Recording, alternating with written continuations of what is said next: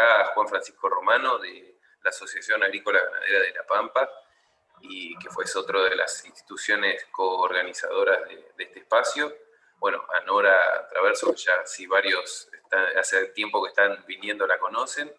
Y bueno, bien, darle la bienvenida también a los médicos veterinarios, que tenemos un staff de lujo con Ezequiel Fernández de Senasa, Patricia Estrella, tenemos también a Marcelo Casanova, a Marta King, a Marcelo, bueno, a Ford, que está, no sé si lo veo por ahí ahora, pero porque estoy presentando, y a Federico Kraus, y me está faltando Noelia Capes también, que entiendo que también va a disertar hoy. Así que, bueno, les damos la bienvenida a todos. Le doy en primer lugar la palabra a Nora, que seguramente les quería contar algunas palabras de Renatre, y ya comenzamos.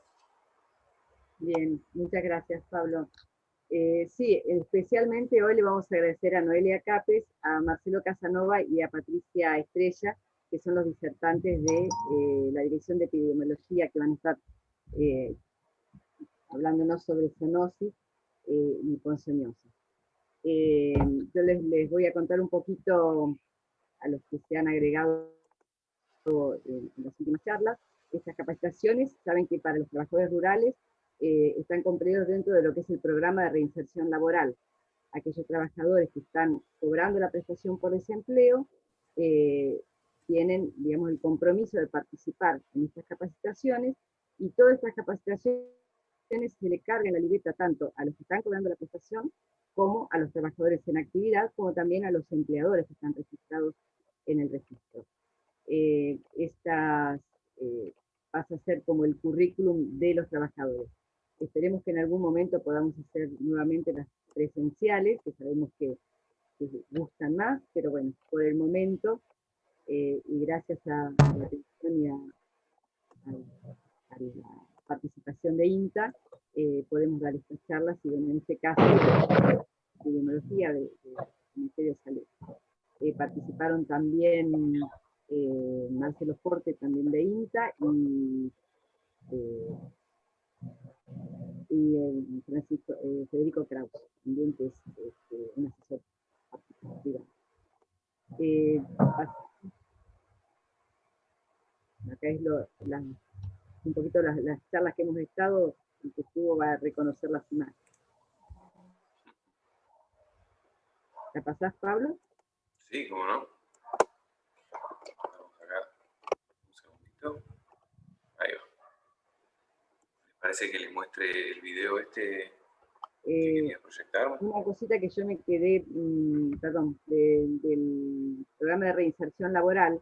Los empleadores tienen la posibilidad de ingresar al portal de Renatre y ahí filtrar por provincia, por localidad y por actividad, en el caso de que quieran tomar trabajadores, ¿sí? Así que también esto, de ahí la importancia de que estas capacitaciones se carguen en la libreta, se carguen en el historial laboral del trabajador, porque después el empleador puede también verlas y saber en qué están capacitándose. ¿Sí? Bien.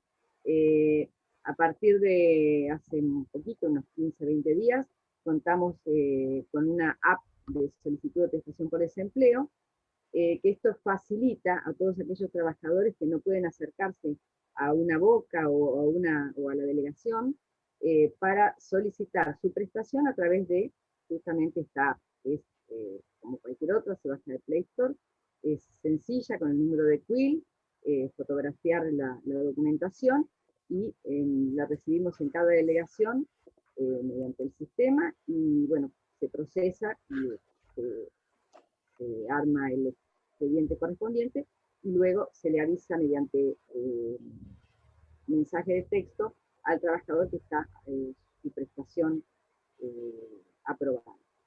En el caso particular de nuestra delegación, saben que los llamamos directamente, si falta documentación, obviamente, se las pedimos en forma particular, y cuando está aprobada la prestación se lo avisa también con WhatsApp o llamado particular. Así que bueno, si querés pasar la video. contestando acá.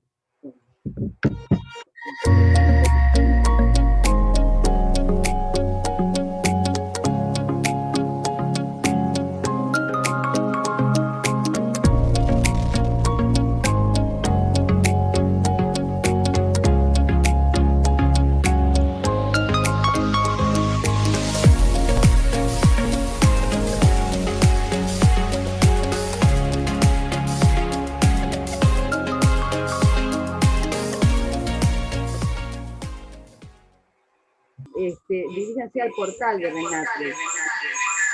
Ponen de Renatre y ahí nos va a llevar tanto a la página de Renatre como al portal. Y ahí van a encontrar desde las capacitaciones que se hacen desde Renatre, que quedan colgadas. Muchos de ustedes me han preguntado qué pasó con estas. Bueno, tuvimos un atraso, pero ya las vamos a poner en la página también. Y todo el calendario de actividades que tienen las capacitaciones en todo el país. Así que es sencillo para manejarlo, ingresen en el portal. También tenemos, junto con la prestación, un chat automático, de respuesta automática, en donde se conecta mediante el WhatsApp, y ese número queda asociado al quill del trabajador, y ahí puede el trabajador también ir sabiendo cuántas cuotas se le aprobaron de la prestación, qué fechas de cobro, si cobra por CBU, si cobra por banco, bueno, sucursal de banco, todos los detalles que hacen al cobro de su prestación.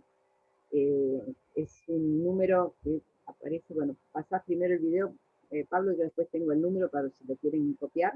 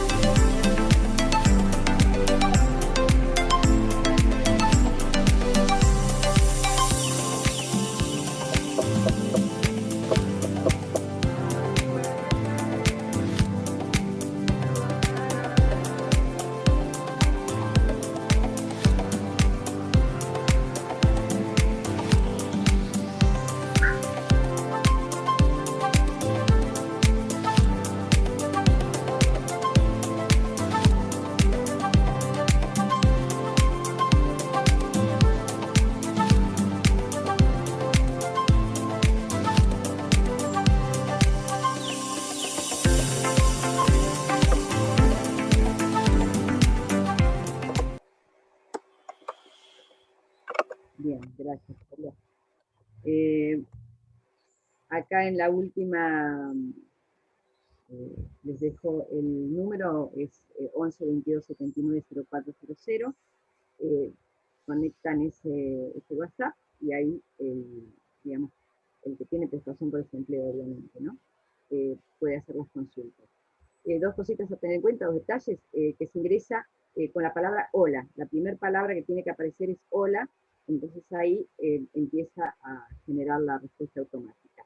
Y acordarse de poner terminar al final, asterisco terminar, para finalizar la consulta.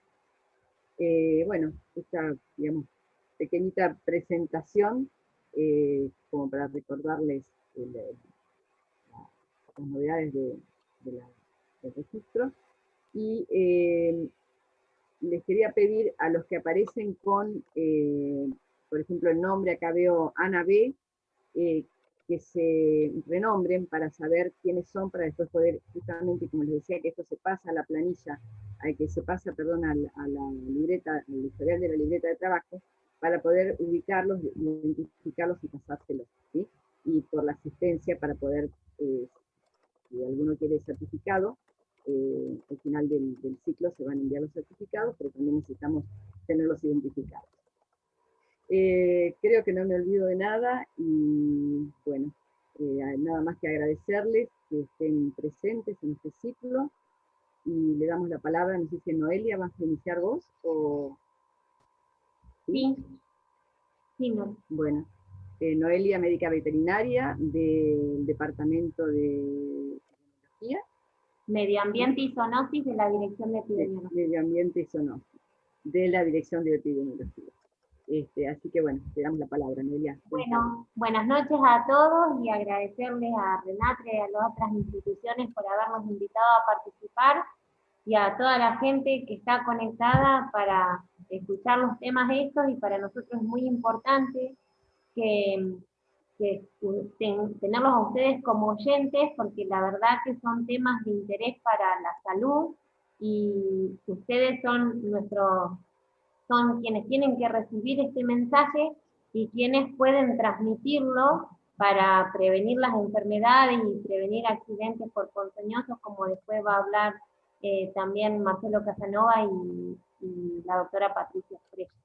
Así que agradecerle a todos. Yo voy a ver si puedo compartir la pantalla. Creo que sí, si no me va a salvar Marcelo. No sé si se escucha bien. Ya, perfecto, Sí, Noelia. perfecto. Bien. Sí, se escucha.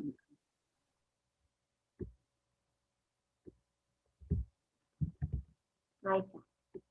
¿Se ve la pantalla? Sí, Sí, excelente. Bien. Aprovecho, Noelia, antes de que empieces, perdón, interrumpo un segundo, los invitamos a poner todas sus consultas en el chat y le vamos a dedicar un espacio al final de la disertación de Noelia para todas esas preguntas. Y bueno, si, no sé, Noelia, si vos considerás o si te gustaría que te paren o algo, o si querés yo voy revisando el chat, si es algo muy urgente para que no puede esperar, si te parece te lo aviso como me digas, si no al final. Si no, al final vamos mirándola y podemos responderla, no hay problema, y junto con Marcelo y con la doctora Estrella también podemos hacerlo. Bueno, hoy les vamos a comentar sobre la zoonosis. Por ahí ustedes se preguntan qué son las zoonosis, y son todas aquellas enfermedades que se transmiten de forma natural de los animales. Los animales se enferman y pueden transmitirle la enfermedad al hombre. Hay muchas de este tipo de enfermedades que nos pueden transmitir los animales, y algunas son causadas por parásitos, otras por virus, otras por bacterias, y hay un listado importante, pero hoy vamos a hablar de triquinosis y datidosis, que en la provincia de La Pampa la verdad que son frecuentes, pero también queremos mostrarles cuáles son las otras. Una de ellas es brucelosis, muy conocida en el ámbito rural, y esa es producida por una bacteria. Afecta no solo a los bovinos, como tal vez están habituados a saber que se hacen controles de brucelosis, se hace la vacunación, sino también a los cerdos, a los perros. Todos ellos pueden transmitirle a las personas la enfermedad. Entonces hay que tener ciertos recaudos a la hora de manipular principalmente los partos, cuando un animal malparió, manipular los fetos. Todo eso hay que tener muchos cuidados y para prevenirla. Hidatidosis y triquinosis la vamos a ver ahora. Leptospirosis es producida por una bacteria también, donde cumple un rol fundamental en los roedores, o sea, ratas, lauchas, para la contaminación en el ambiente, y tiene que tener una particularidad que tiene que ser en zonas donde hay mucha humedad, donde hay barro, donde hay agua. Ahí es donde prospera esta bacteria en el ambiente y las personas también podemos enfermarnos. Pero las vacas, los cerdos, los perros también pueden tener leptospirosis.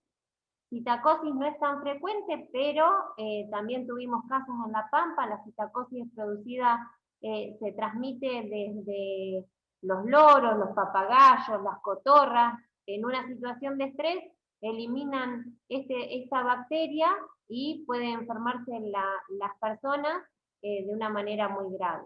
Fiebre hemorrágica argentina, por ahí con este nombre no es muy conocida, pero es el que se le llama mal de los rastrojos, y tenemos algún caso en la provincia de La Pampa también, y por algo La Pampa es endémica para la enfermedad, junto con Córdoba, Buenos Aires y Santa Fe. Cantavirosis no hemos tenido casos, y leishmaniasis tampoco. Esto participa como una mosquita, es un flebótomo que puede afectar a los perros, pero no hemos tenido casos acá en la provincia de La Pampa. Y rabia animal, si bien puede afectar al ganado, puede afectar a las mascotas principalmente, la rabia animal la tenemos presente en murciélagos en la provincia de La Pampa.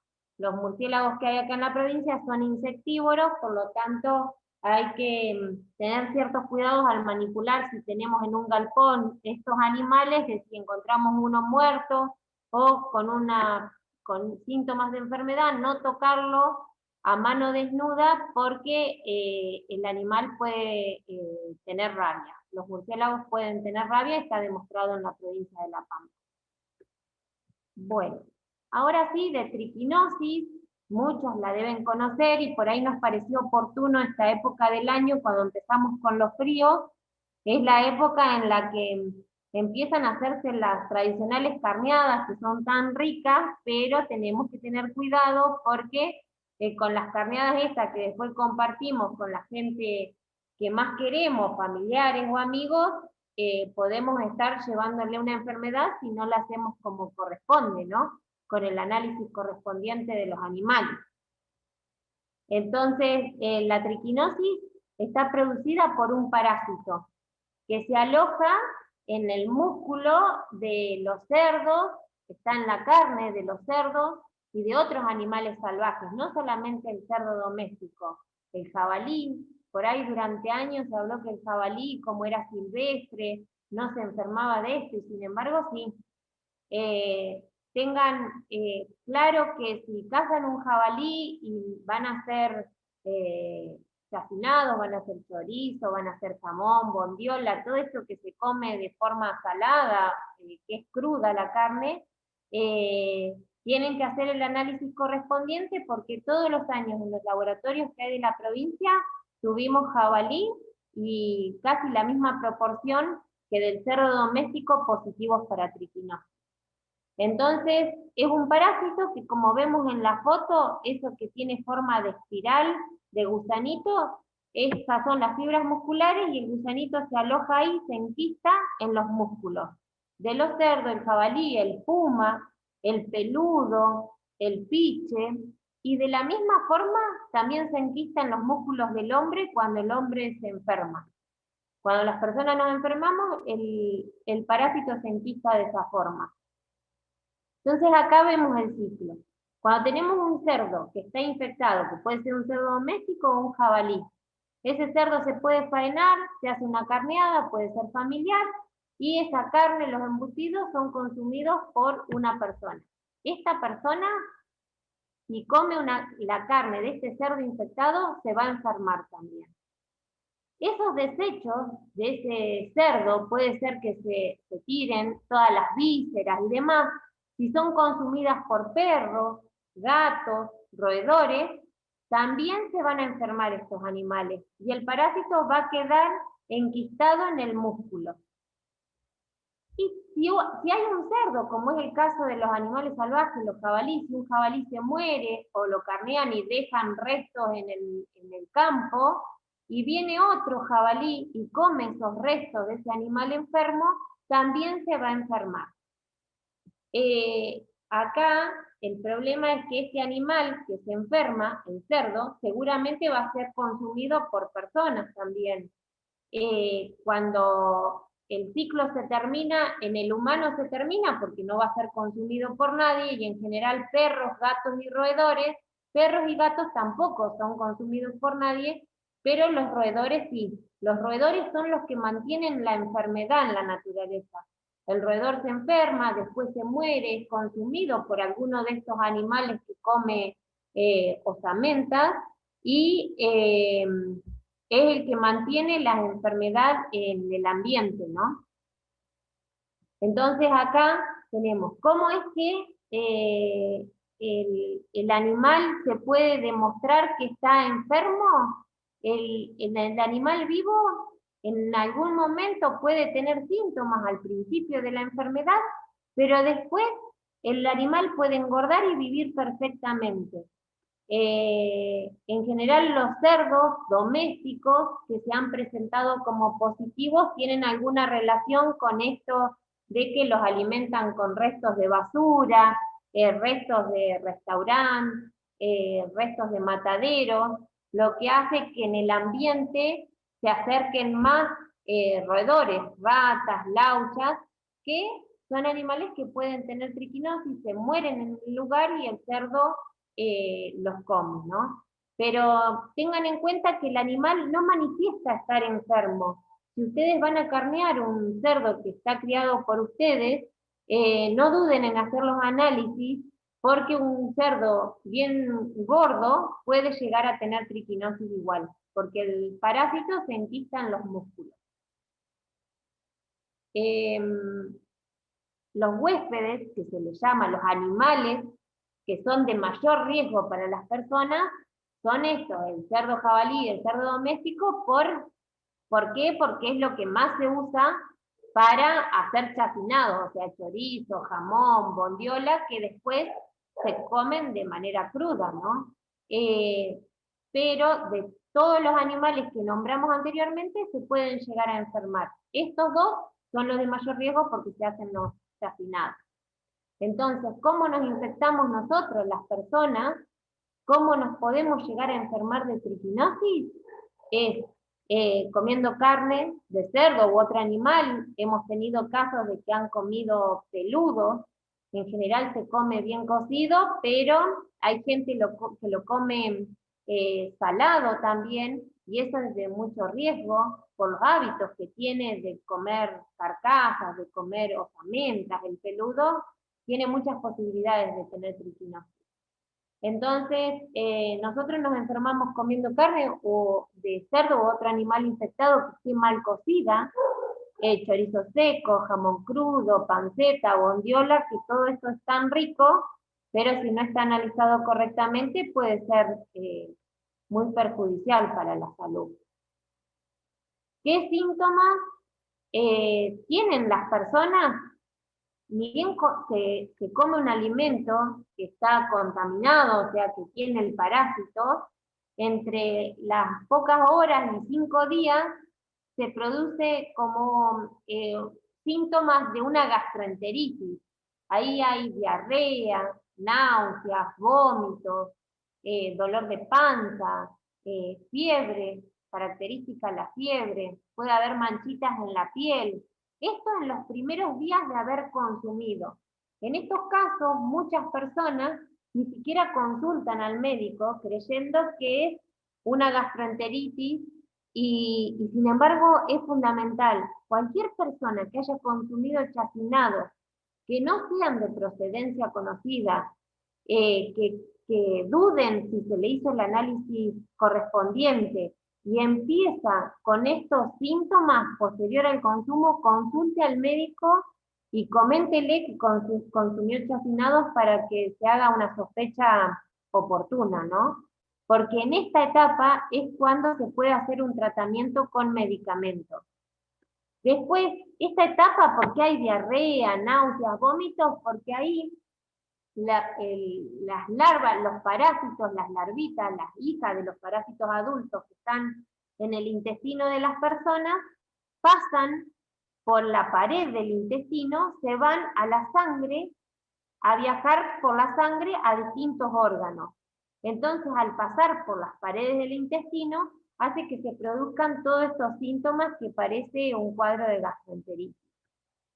Una vez que pasó la pared del intestino y se fue por sangre y se fue a algún músculo, que esto sucede entre el día 5, 10 y termina recién a las 7 semanas puede llegar a terminar, o sea, calculen que están 2 meses con estos síntomas.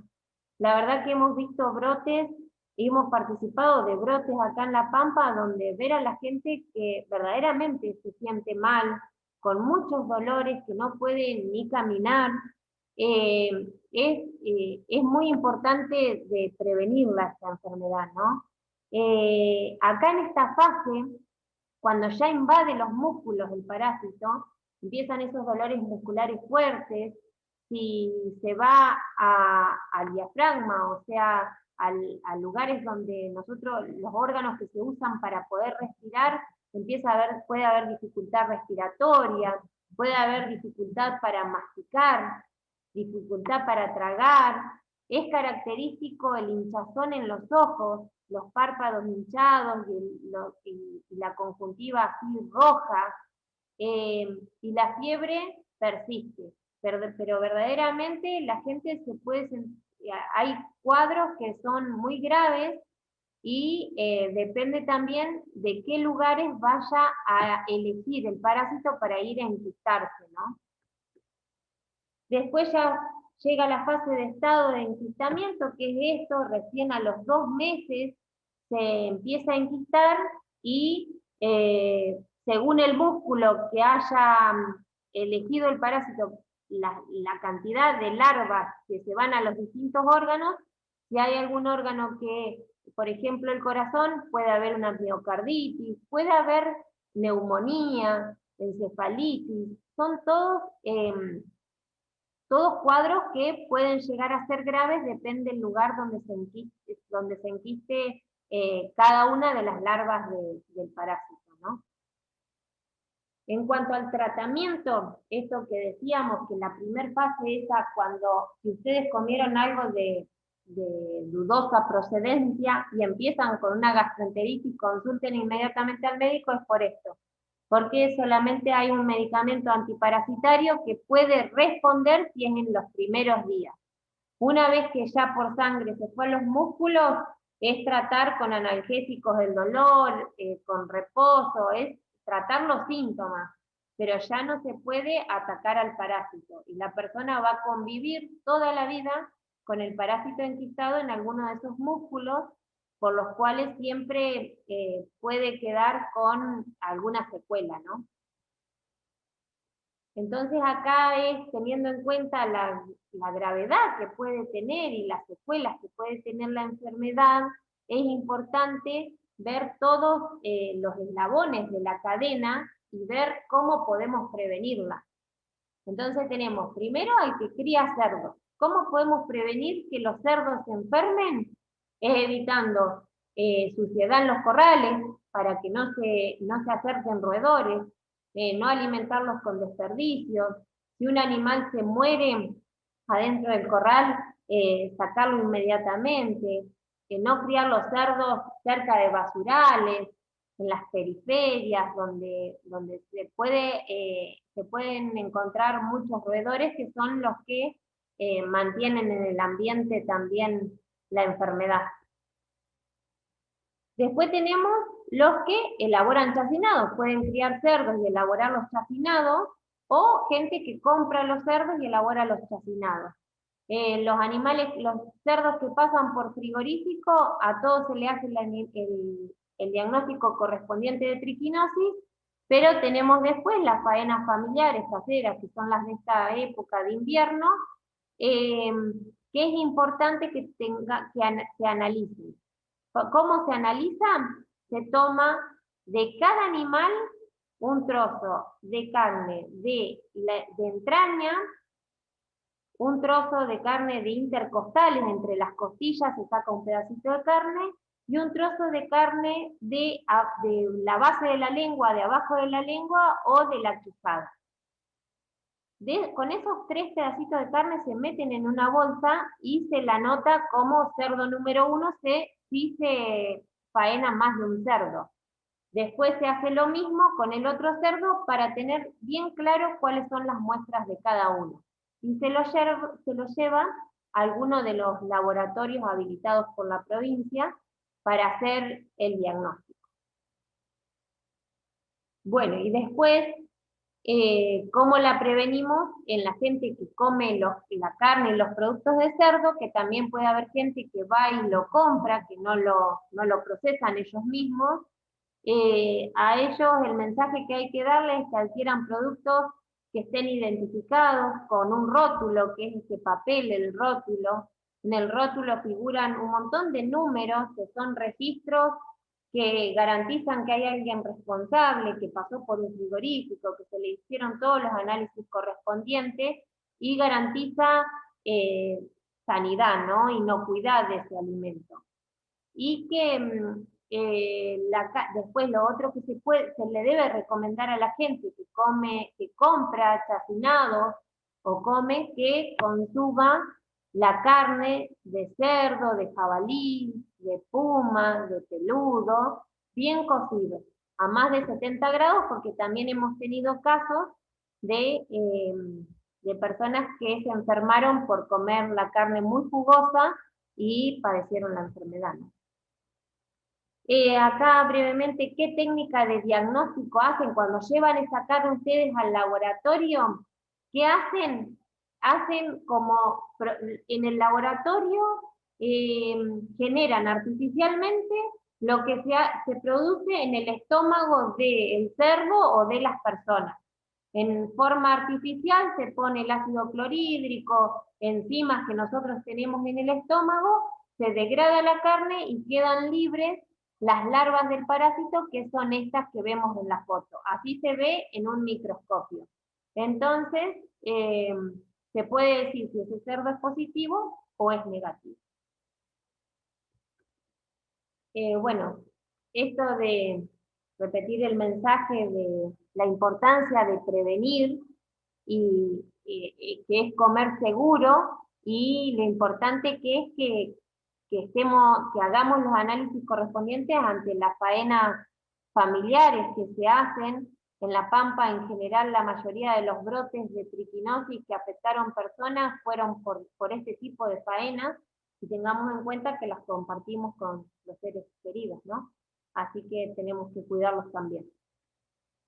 Esto en cuanto a triquinosis. No sé si hay Pablo, alguna pregunta de triquinosis.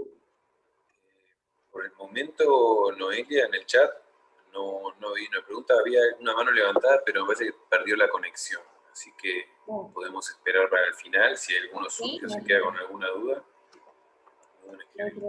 ¿Os entendió todo o no se entendió? Los costos, Noelia, de ese análisis, ¿son accesibles para la gente? Sí, hay algunos laboratorios que son privados, otros laboratorios en la provincia que son municipales, pero tiene un costo. El año pasado estaban 600, 700 pesos, que hoy en día sí es más, seguramente este año... O sea que no vale la pena evitar el costo por la salud. No, porque creo que una carneada, entre el costo que tiene el cerdo, la pimienta, los condimentos, todo, es muchísimo más. Es un porcentaje muy bajo de la carneada, el análisis, y garantiza la salud, ¿no? Que es mucho más. Perfecto.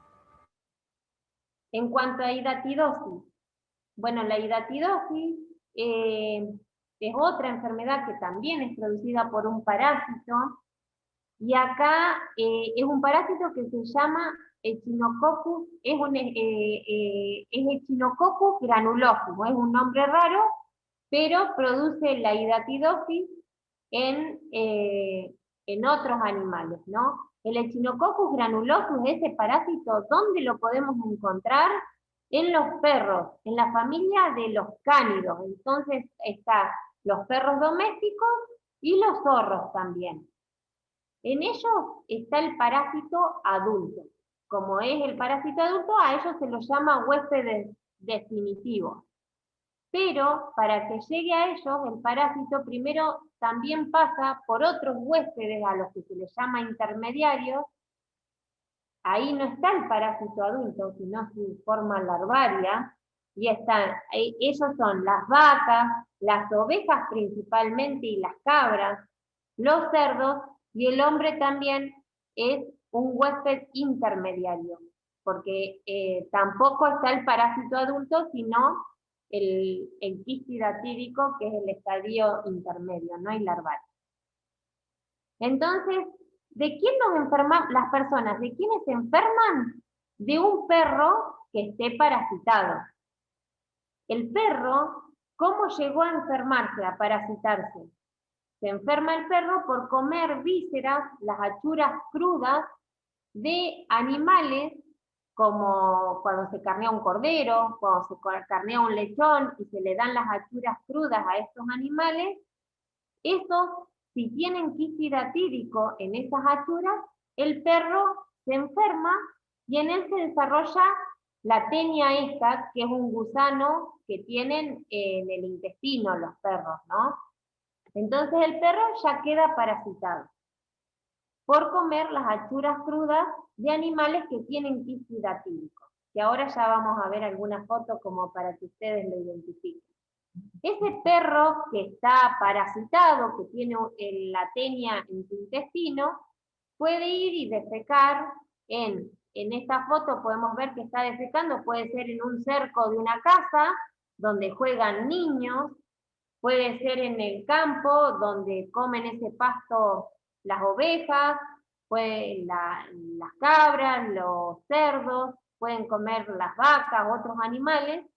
Puede también defecar en una huerta, donde después las verduras se consumen crudas, como puede ser lechuga, tomate. Si no están bien lavadas, vamos a llevar los huevos de este parásito que el perro está alargando con su materia fecal, vamos a llegar a consumirlos. Si quedaron ahí en el pasto los huevos de ese parásito, pueden ser levantados por los niños, principalmente por los hábitos que tienen de jugar con la tierra y de llevarse las manitos a la boca.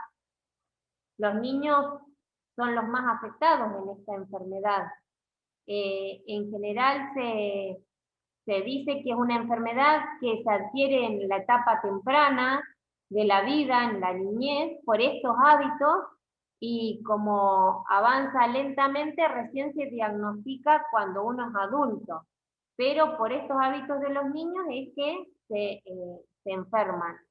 Y también los otros animales, al comer el pasto ese contaminado con los huevos, ingieren los huevos esos y se enferman tanto los vacunos como las ovejas, como los chivos, los cerdos, todo el resto de los animales que son huéspedes intermediarios. En los huéspedes intermediarios, tanto sea un niño como el resto de las especies, lo que pasa, se le forma el quiste hidatídico. ¿En qué órganos? ¿Cuáles son los órganos donde principalmente se pueden encontrar quiste hidatídico? Es en el hígado y después en el pulmón. Pero también puede haber en cerebro, puede haber en huesos, pero con mayor frecuencia se pueden encontrar en el hígado y en el pulmón. Acá podrán ver, y capaz que alguno identifica que haya carneado algún lechón, algún cordero, y ver este tipo de lesiones en el hígado de esos animales. Se ven, al corte pueden ver que es una vesícula, que es se le llama bolsitas de agua también en el ámbito rural, que tienen líquido, y ese es el quiste hidatídico. Por ahí afuera se ve como una bolsita, pero hacia el interior del hígado también persiste. Acá están fuera del hígado y son vesículas, ¿no? Tanto en pulmón como en el hígado, en los animales que están enfermos, se puede ver al momento de la faena. Si estas achuras se dan crudas a los perros, el perro va a desarrollar el parásito adulto. Entonces, ¿cuáles son los factores que predisponen a que la enfermedad esté presente? Es, primero, niños que jueguen en esos lugares, en esa tierra, que se lleven las manitos sucias a la boca, que le den besos a los perros. Los perros, cuando están enfermos, cuando tienen el parásito, tampoco demuestran estar enfermos. No es que se lo vea un perro parasitado, que se lo ve flaco, no, ellos pueden mostrarse saludables y tener el parásito en el intestino. El perro defeca y tiene el hábito de olfatearse uno con el otro, entonces los huevos de ese parásito no solo quedan en el piso, sino también en el pelaje de todo el perro y también en el hocico. Los niños, por el hábito de darle besos, de acariciarlos, se pueden también ingerir los huevos de esta forma. Entonces los factores que predisponen son la presencia de perros y la presencia de todos estos huéspedes, amplia variedad de especies, que son huéspedes intermediarios y que pueden tener el quiste hidatídico, al faenarlo, puede llegar al perro que es el huésped definitivo, y así es como desde el perro se pueden enfermar las personas, principalmente los niños, ¿no? Cuando una persona se enferma y tiene, al igual que en el resto de las otras especies, en las personas lo que tiene es un quiste hidatídico. Y en las personas también, donde más frecuentemente se encuentran es en hígado y en pulmón estos quistes. Estos quistes crecen tan lentamente que por eso es que se pueden enfermar de muy pequeños, cuando son niños, pero van creciendo tan lentamente que recién manifiestan síntomas cuando llegan a un tamaño que ya es en la etapa adulta de la persona, ¿no? Si esos quistes se explotan o se rompen, puede ser muy grave la enfermedad. ¿Qué pacha, mi hijito? El tratamiento en las personas se puede hacer con un antiparasitario, en general es para disminuir el tamaño del quiste y se hace al principio, y en la mayoría de los casos termina siendo quirúrgico, o sea que necesitan una cirugía.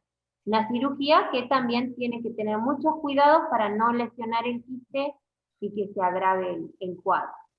Y en los perros, lo principal es no dar achuras crudas, y después mantener la desparasitación periódica.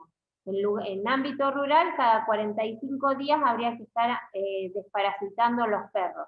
Y las achuras, al menos poder cocinarlas, cuando se carnea un animal, poder tener una lata con agua hirviendo y poder cocinarla unos minutos para poder matar este parásito, ¿no? Entonces, los mensajes que queríamos dejar claritos para la prevención de la hidatidosis es esto, de no darle achuras crudas a los perros. Sabemos que por ahí es la principal fuente de alimento en el ámbito rural, pero sí tomarnos los minutos para cocinarlas, meterlas a hervir un ratito antes de dárselas, desparasitarlos a los perros cada 45 días, lavar bien con agua segura las verduras y las frutas de las huertas que podamos tener, porque los perros pueden entrar y defecar ahí. Y bueno, lavar bien las manos de los niños después de tocar el perro, después de jugar con tierra y antes de comer, para prevenir esta y otras enfermedades también, ¿no? Bueno, me parece lo hice lo más rápido posible para que no se aburran, y espero que se haya entendido, y aguardamos las preguntas ahora o luego al final cuando terminen mis compañeros. No, Noelia, para nada, creo que es muy interesante y productivo, porque es algo que es sencillo de cuidar con ciertas prácticas, y evidentemente previene de estas enfermedades que son bastante dañinas para el hombre, ¿no? Sí, totalmente. Teníamos una pregunta acá de Pablo, ¿vos anotaste quién era? Sí, María. dos preguntas. Una de María de Jesús, que dice, pregunta los requisitos para poder analizar papeles, papel de propiedad y demás. Esa es por un lado. ¿Cómo?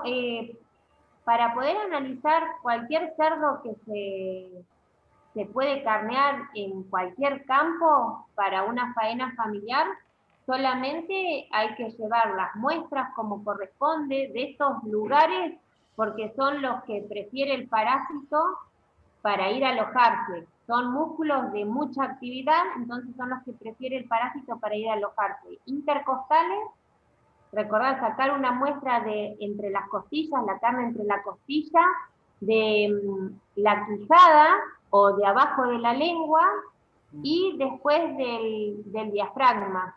Esos son los 3 lugares que de cada uno de los cerdos deberían llevar, pero después ningún otro requisito. Dar los datos, número de teléfono, el registro de campo, pero no tiene que llevar ninguna documentación del campo, solamente brindarlos al laboratorio como para que alguien pueda identificar si la muestra es positiva, que puedan avisarles, ¿no? Excelente, Noelia. Sí, yo creo que se refería más a la parte de propiedad, tal vez a la trazabilidad del animal. Pero bueno, buenísimo. Todavía más razones para hacer el análisis. Y después te preguntaba, Antonio, de si se faena un animal y le da positivo, digamos, alguno de estos estudios, ¿cómo hace con el resto del rodeo, digamos, para detectarlo? ¿Existe la posibilidad de hacerlo sin tener que faenar el animal? Esa es la otra consulta. En triquinosis se está trabajando ahora desde SENASA en una técnica nueva, ya vienen trabajando hace años, para avalar de que ante un caso positivo, en un cerdo doméstico solamente, en el caso que sea un jabalí no se puede intervenir más con el resto porque son animales salvajes, el resto y no se puede trabajar con ellos, ¿no? Pero en el caso de cerdos domésticos, el resto de los animales que estén en el predio son interdictados por SENASA y por el momento SENASA lo que hace es una faena controlada en un frigorífico donde se analiza uno por uno y la red que es negativa se la devuelve al productor y las positivas se descarta como corresponde, ¿no? El tema es que en general se hacen faenas periódicas como para que no tengan que matar todos los animales al mismo tiempo y que darle la posibilidad de comercializar esa carne si es que son muchos animales. Pero por ahora es la única forma de saber si el resto de los animales son positivos es post-mortem, o sea que hay que faenarlo. Pero se está trabajando en otra técnica nueva que es por serología, o sea que se sacaría sangre de los otros animales y no necesariamente habría que faenarlo.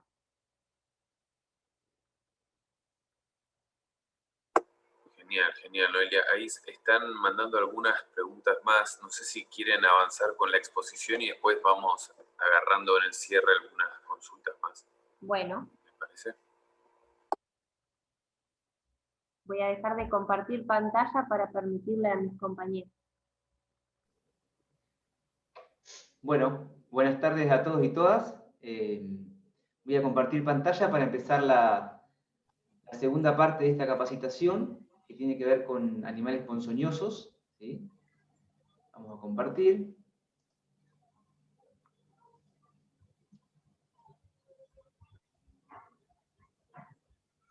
¿Están viendo bien? Perfecto.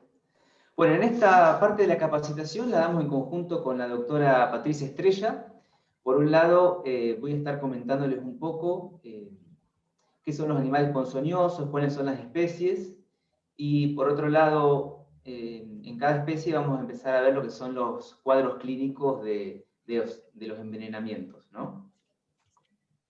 Vamos a ver 3 grupos de animales: las serpientes, las arañas y los alacranes. Seguramente que en algún momento ustedes han visto en su trabajo o en sus casas, en el campo, han visto este tipo de especies, que son común de verlas, en algunos casos más comunes que otras, y muchas veces nos asustamos porque pensamos que son peligrosas y a veces las matamos, ¿no? Y lo bueno es que sepamos identificar las especies, cuáles son las peligrosas, y poder distinguirlas de las no peligrosas, para poder, por un lado, resguardarnos, y también, bueno, cuidarnos y que no haya accidentes por estos animales, ¿no? Ahora bien, ¿qué son los emponzoñamientos? Los emponzoñamientos hacen referencia a envenenamientos por toxinas de animales, que son eventos que son potencialmente graves, en algunos casos letales, pero también los podemos prevenir, ¿sí? Con medidas sencillas que después les voy a comentar.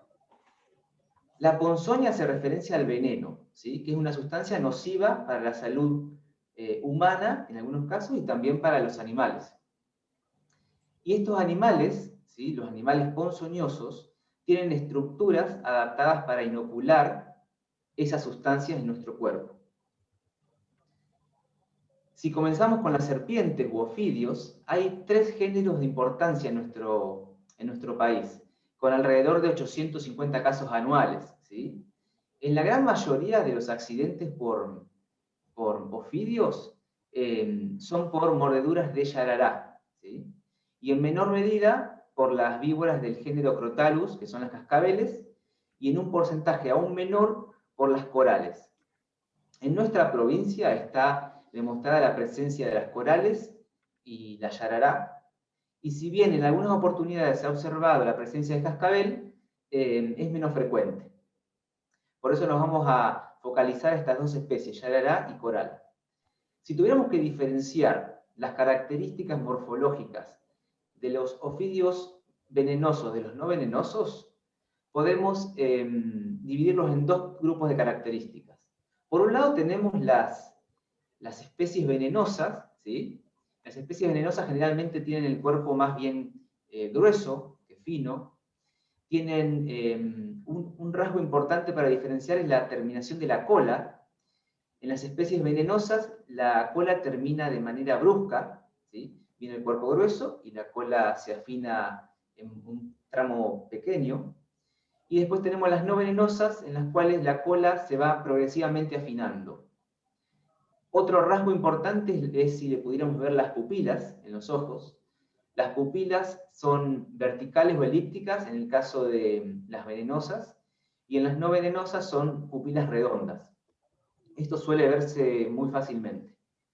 Y después también, por ejemplo, las especies venenosas tienen lo que es la foseta loreal, tienen entre los ojos y la nariz la foseta loreal, que es un órgano que tienen para poder, que lo utilizan para capturar las presas, y mide, digamos, la temperatura de las presas que tienen cerca, ¿sí?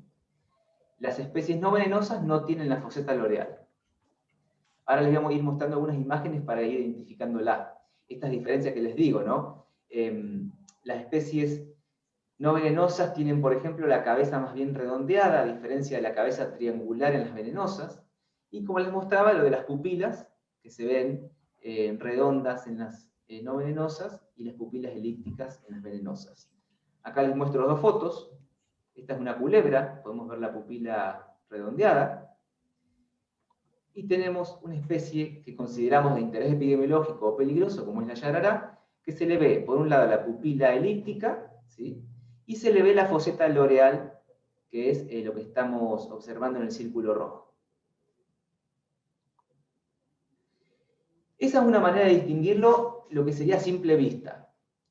Ahora bien, si tuviéramos la posibilidad de ver los dientes, todas las especies tienen diferentes tipos de dentición. Vamos a tocar muy por arriba cómo son estas denticiones en las especies, ¿no? Tenemos las aglifas, que son el caso de las culebras, las boas, las pitones. Tienen dientes macizos, ¿sí? Todos son del mismo tamaño, y ninguno de ellos puede inocular veneno, ¿sí? No tienen la capacidad de inocular ningún tipo de veneno. Después tenemos las opistoglifas. Opisto significa atrás, y glifo significa diente, ¿sí? Son todas el caso de las musarañas. Tienen, digamos, el diente, además de tener los dientes comunes como todas las otras, tienen unos dientes inoculadores de veneno, ¿sí? Que sirven para matar a las presas, que está ubicado en la parte posterior de la mandíbula, ¿sí? Por eso es prácticamente imposible que tengamos accidentes por este tipo de especie. Después tenemos las proteoglifas. Protero significa adelante, es decir, tienen el diente inoculador de veneno en la parte de adelante, ¿sí? En este caso se ubica la coral y la cobra. Y tenemos las zoneloglifas, que son el caso de la yarará y la cascabel, que tienen los dientes inoculadores de veneno también adelante, son huecos, ¿sí? Por lo que se asemeja a lo que es una aguja hipodérmica, y tienen la capacidad, estas especies, de rotar el maxilar hacia adelante, lo que permite una mordedura mucho más eficaz y una inoculación de veneno más eficaz, ¿sí? Por eso es que dentro de las especies de Ophidiis, la yarará es una de las más peligrosas, porque tiene esa capacidad de rotar el maxilar, ¿sí? Acá tenemos una foto ejemplificativa. ¿Ven cómo puede rotar el maxilar hacia adelante? Bien, en nuestra provincia tenemos yarará 3 especies: la ñata, la chica y la grande, ¿sí?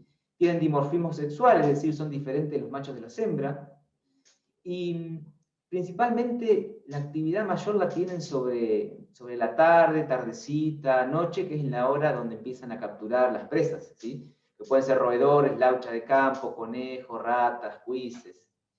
También un aspecto de esta especie es que muda la piel, por lo cual es posible que sea común ver las mudas de piel en el campo, ¿sí?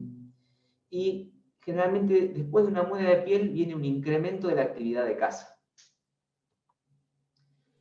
Acá les muestro, tenemos la yarará grande, que es la más grande de todas, la yarará. Tiene, como ven, el cuerpo grueso. Fíjense cómo termina la cola de manera abrupta. Tienen dibujos, ¿sí?, que se pueden apreciar, que se asemejan a lo que es un teléfono, al tubo de un teléfono. Vive en zonas húmedas, al borde de ríos, lagunas, y es de las especies de yarará la más grande. Después tenemos la yarará chica, que, digamos, como el nombre lo dice, es un poco más pequeña. Tiene diferentes dibujos, ¿sí? Como podrán ver, en forma de trapecios. Es por ahí más común de ver.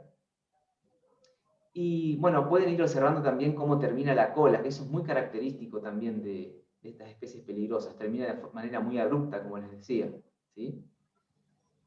Y después tenemos la yarará ñata, que si nosotros tuvimos que distinguir, por ahí es la más fácil de distinguir, es la más chiquita, y tiene el hocico repingado hacia arriba, como se ve en la foto, y también tiene, bueno, dibujos tipo rectangulares. Es una especie típica argentina, ¿sí? Y alcanza aproximadamente el metro de longitud, ¿sí?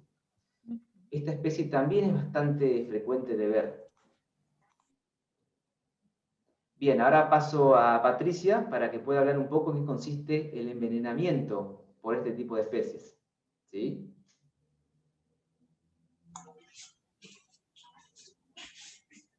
Hola, buenas tardes. Bueno, como decía Marcelo, el cuadro de envenenamiento que tenemos habitualmente en la provincia es el envenenamiento por yarará, ya que es la víbora más presente en todo el país y también en nuestra provincia. No tenemos cascabel, y con respecto a coral, habitualmente no produce este tipo de accidentes por algunas características que después vamos a mencionar. La yarará tiene fundamentalmente un veneno que tiene dos características más importantes. Uno es el efecto necrotizante o proteolítico, que es lo que genera la destrucción de los tejidos, donde se produce la picadura o mordedura a través de distintos mediadores químicos. Y el otro efecto muy importante es el efecto anticoagulante, que va a ser responsable de la presencia de los síntomas que podemos ver. Y por otra parte vamos a observar, además, en los pacientes afectados, algunas alteraciones que pueden ser síntomas como taquicardia, baja de presión y algún compromiso más importante. Acá podemos ver algunas imágenes. Esta es una lesión bien característica, donde se puede ver la picadura a nivel de la pierna de esta persona, donde se ve los dos sitios de inoculación, ¿sí? y que es bastante característico que se vea el sangrado, esa lesión sangrante, y además, no sé si se puede apreciar en esta imagen, esta lesión, además de ver los puntos de inoculación con sangrado, es una pierna que está hinchada, se ve un edema muy importante, además se ve una zona sobre violácea, como un hematoma sobre el tobillo, lo que son síntomas muy, muy característicos de la picadura por yarará.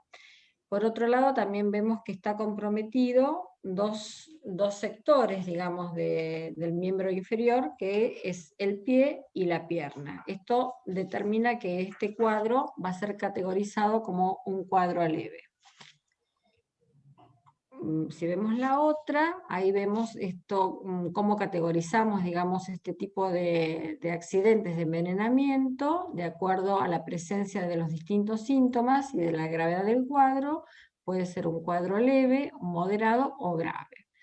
El leve, que es el que vemos más frecuentemente, es un cuadro donde vamos a ver esta inflamación, esta hinchazón del lugar donde se produjo la picadura, a veces con el hematoma, con el sangrado, y acompañado de mucho dolor a nivel de esta mordedura.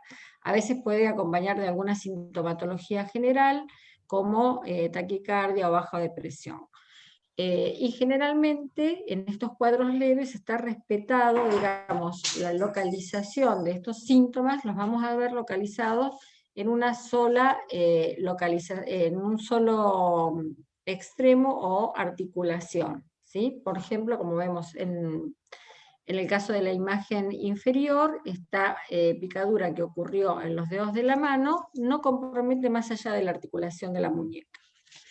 En el cuadro moderado, esta sintomatología se va a extender, ¿sí? Además del primer segmento de la primera articulación, a la articulación siguiente. Vamos a ver que la inflamación es mucho más importante, también las alteraciones hemorrágicas, además de ser las locales que podemos observar en el sitio de puntura, van a aparecer en otras localizaciones, puede haber sangrado de las encías, ¿sí?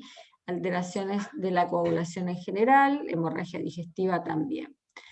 Y en el cuadro grave vamos a observar que todas estas lesiones locales y cutáneas se van a extender, por ejemplo, a todo el miembro. En el caso de la picadura en la mano, va a ver que se extiende hasta la raíz del hombro, con un gran dolor, un gran edema, alteraciones de la coagulación, un compromiso generalizado, dolor severo, y el cuadro puede llegar hasta el shock. Acá quiero mostrar en la imagen inferior a la izquierda se ve la pierna de un niño pequeño, que se ve también una picadura donde se ve claramente uno de los puntos de inoculación, y se ve demarcado un área que por ahí en la imagen no se aprecia muy bien, pero donde hay una alteración del color, de la hinchazón, está como un hematoma por debajo, y hay una gran hinchazón y un gran edema. Este cuadro es el que vemos habitualmente, porque lo que tenemos son estos envenenamientos por yarará en la provincia, frecuentes pero en realidad tenemos alrededor de 6, 8, máximo 10 en el año, son más frecuentes en las épocas cálidas, como decía Marcelo, y requieren la administración del suero específico. Acá vamos a ver algunas características de este envenenamiento que van a influir en la gravedad, y hay algunos factores que pertenecen al ofidio y otros factores que pertenecen a la persona con el envenenamiento. Los factores del ofidio tienen que ver con el tamaño del ejemplar, que de acuerdo al tamaño más importante puede presentar mayor cantidad de veneno, el grado de irritación, porque en general no son agresivos y en general tienden a huir ante la presencia de las personas, pero a veces se sienten agredidos, y eso hace que puedan inocular mayor cantidad de veneno. El estado del sistema venenoso y glandular porque se ha cazado previamente, va a tener disponible menor cantidad de veneno, y también el estado de hibernación, si recién concluye la hibernación, va a hacer que la posibilidad de inoculación sea menor. Y con respecto a los factores del individuo, es importante también, si se trata de un niño o de un adulto, el tamaño va a modificar la presencia de los síntomas, la edad. Si esta mordida pudo afectar directamente a un vaso sanguíneo, va a hacer que esta toxina esté circulando más rápidamente, y del tipo y calidad de primeros auxilios que le vamos a brindar, y también de las comorbilidades u otras enfermedades de base que tenga la persona que ha sido mordida. Bien, con respecto al tratamiento, el tratamiento tiene algunas cuestiones generales y algunas cuestiones específicas. Un buen tratamiento siempre va a ser consecuencia de un diagnóstico que va a estar fundamentado en la presencia de síntomas, ¿sí?, y signos que tenga la persona. Aunque, digamos, la persona no concurra a la consulta con el espécimen, con la cabeza del animal que lo picó, se puede realizar un correcto diagnóstico y en función de esto un tratamiento. Como medidas de recomendación general, es importante brindar a la persona rápidamente colocarla en reposo, ofrecerle líquidos, se puede lavar la herida si se cuenta en el lugar con agua, y trasladar rápidamente a un centro de salud u hospital. También es importante, además de las medidas que tenemos que realizar, saber que no está recomendado realizar torniquetes o ligaduras, realizar cortes o succiones sobre la herida, darle bebidas alcohólicas a las personas que han tenido este accidente, y tampoco colocar suero antiofídico en la herida. Bien, así que la indicación es llevarlo al hospital, donde además de realizar la higiene con el diagnóstico correcto, se le va a administrar el suero específico para Yarara. Además se va a completar con esquema antitetánico si es que no lo tiene. Bueno, seguimos con coral. Bien, seguimos ahora con las corales, que son un poco menos frecuentes de ver que la Yarará, ¿sí? Tienen el cuerpo más bien largo, delgado, es característica la presencia de bandas transversales, negras y rojas, lo más común.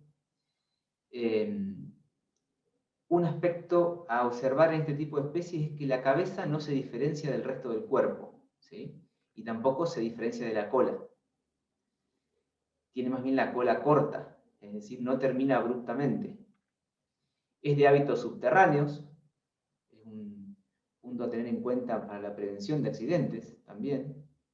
Acá estamos viendo una imagen de una coral verdadera, ¿sí? Para poder identificar la verdadera y distinguirla de la falsa, las verdaderas tienen un anillo negro y dos bandas blancas, ¿sí?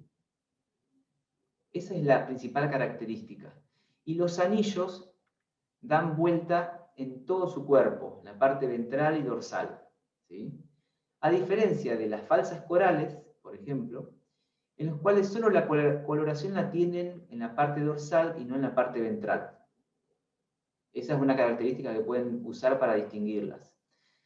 A su vez, también en las falsas corales se puede distinguir la cabeza de la cola, porque la cola es más fina y termina más progresivamente, ¿sí? Y también podemos distinguirlo a través como de la observación de la cabeza, ¿sí? En el cual en las falsas corales se le nota el cuello y en las verdaderas no. Esas son características básicas para poder distinguirlas. Creo que tengo algunas imágenes más. Acá tenemos, por ejemplo, una falsa coral. Pueden observar que la cola es más fina que la cabeza, ¿sí? A diferencia de la verdadera. Acá tenemos también otra falsa coral, con la misma característica. Y después, esta, como les decía, que tienen la coloración en la parte dorsal y no en la parte ventral, ¿sí? Esto también es típico de las falsas corales.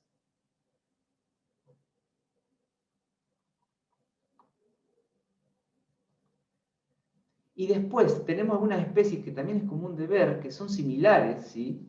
No tanto en la coloración, son culebras, que me gusta traerlo a colación en estas charlas porque son importantes también para el ecosistema. Esta, por ejemplo, es la culebra verdinegra, ¿sí? Tenemos la culebra collar y la culebra marrón, ¿sí? Son especies que es común verlas en el campo y también cerca de nuestros domicilios, ¿sí? Si vivimos en zona quintas o en el campo.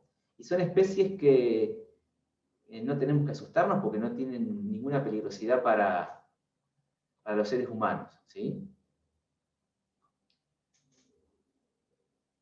Bueno, para contarles un poquito cómo es el cuadro del envenenamiento por coral, que no estamos habituados a ver porque no se registran, no se notifican este tipo de envenenamientos en la provincia, si bien sabemos que está presente esta víbora, sobre todo en la zona del sur de la provincia, en el oeste, por las características morfológicas que tiene, como comentó Marcelo, es una víbora más pequeña, una cabeza pequeñita, también redonda, con una apertura bucal pequeña, y como además es de hábitos subterráneos, es difícil que vayamos a encontrarnos con esta víbora, a menos que uno meta la mano en una cuevita, ¿sí? Esté levantando un tronco, una piedra, digamos, el accidente no se produce. De hecho no tenemos notificado ninguno en la provincia. Todos estos cuadros de envenenamiento son de notificación obligatoria a través del Sistema Nacional de Vigilancia de Salud. Pero bueno, de todas maneras la mencionamos porque es habitual que en las épocas cálidas nos llegue algún espécimen para identificar, o al museo y demás. Y bueno, y esta víbora tiene el accidente otro tipo de sintomatología. ¿Por qué? Porque el veneno que tiene es una toxina que produce un cuadro neurotóxico, diferente al de la yarará y al de la cascabel. Entonces, a nivel local, a nivel de la picadura, no vamos a encontrar ninguna sintomatología, no va a haber hinchazón, no va a haber inflamación, no va a haber sangrado, no va a haber nada. Quizás la persona pueda manifestar algún hormigueo o algún trastorno de la sensibilidad. Y a nivel general, sí, esta toxina, este veneno va a producir un cuadro grave de parálisis y compromiso de los músculos, que va a aparecer y va a empezar a manifestarse en forma descendente, es decir, de arriba hacia abajo, comprometiendo inicialmente los músculos de los ojos, por lo cual la persona va a tener una caída de los párpados, va a tener una visión doble, borrosa, va a acompañar de parálisis y dificultad para tragar, para deglutir, y va a ir progresando hasta comprometer músculos respiratorios en su última etapa, que puede producir un paro respiratorio. Esto todo acompañado de otra serie de síntomas como son una sudoración profusa, aumento de la salivación, palidez, taquicardia. Es un cuadro que puede comenzar a los 30 minutos rápidamente hasta las 2 horas y causar la muerte si no hay una intervención adecuada. Bien, las mismas medidas, digamos, si tuviéramos que asistir a alguna persona. Bueno, y un poco era repasar qué debíamos hacer frente a una persona que fue mordida por una víbora, fundamentalmente mantenerla en reposo, tranquilizarla, administrar abundante líquido, si tenemos disponible lavar la herida con agua y jabón, retirar elementos que puedan generar compresión, digamos si es en las manos o en las piernas, retirar pulseras, anillos y demás, todo lo que pueda después generar algún tipo de compresión, recordando que se va a producir hinchazón, inflamación a nivel local, inmovilizarla si tenemos con qué, y si no, trasladarla rápidamente a algún centro de salud. Y repetimos que es importante no administrar bebidas alcohólicas, ningún tipo de remedio casero. De nuevo, es importante no administrar, no hacer una ligadura, un torniquete, no cortar, no succionar, ni colocar ningún desinfectante. Todo esto es importante porque puede llegar a modificar la evolución del cuadro local. Bien, si les parece, seguimos con arañas y después juntamos las preguntas que tengan de las especies que dimos. ¿Les parece bien? Bueno, continuamos con arañas. También, al igual que las serpientes, pueden provocar envenenamientos que pueden ser fatales, graves, que podemos prevenir con medidas sencillas que vamos a ver en un ratito.